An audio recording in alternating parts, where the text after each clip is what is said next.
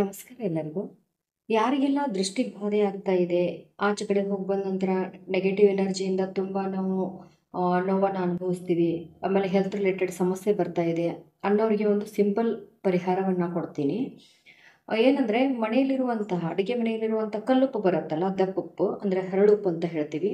ಅದನ್ನು ಒಂದು ಹಿಡಿ ಅಷ್ಟು ತೊಗೊಂಡ್ಬಿಟ್ಟು ನಿಮ್ಮ ತಲೆ ಮೇಲಿಂದ ಅಂದರೆ ಕ್ಲಾಕ್ ಡೈರೆಕ್ಷನ್ದಂಗೆ 13 ಬಾರಿ ಈ ರೀತಿ ರೌಂಡಾಗಿ ಸುತ್ತಾ ಹೋಗಬೇಕು, ಅಂದರೆ ನಿವಾಳಿಸ್ಬೇಕು.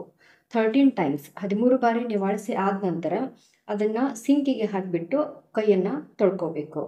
ಇದನ್ನು ದಿನಾಲೂ ನೀವು 21 ದಿನಗಳ ಕಾಲ ಒಂದು ಸಾಯಂಕಾಲ ಒಂದು 6ರಿಂದ 10 ಗಂಟೆ ಒಳಗಡೆ ಈ ಪ್ರೊಸೆಸನ್ನು ಮಾಡ್ತಾ ಬಂದರೆ 21 ದಿನ ಈ ಪ್ರೊಸೆಸನ್ನು ಮಾಡಿ ತುಂಬ ಚೆನ್ನಾಗಿ ರಿಸಲ್ಟ್ ಬರುತ್ತೆ. ನೆಗೆಟಿವ್ ಎನರ್ಜಿ ಇರ್ಬೋದು, ಅಥವಾ ನಿಮ್ಮ ಮೇಲೆ ಏನಾದರೂ ಪ್ರಯೋಗ ಆಗಿರ್ಬೋದು, ದೃಷ್ಟಿಬಾಧೆ ಆಗಿರ್ಬೋದು, ಅದರಿಂದ ಆಚೆ ಬರ್ತೀರಾ. ರಿಸಲ್ಟ್ ಚೆನ್ನಾಗಿದೆ. ಇದನ್ನು ಮಾಡಿ ಇದರ ಬೆನಿಫಿಟನ್ನು ಪಡ್ಕೊಳ್ಳಿ. ಧನ್ಯವಾದ.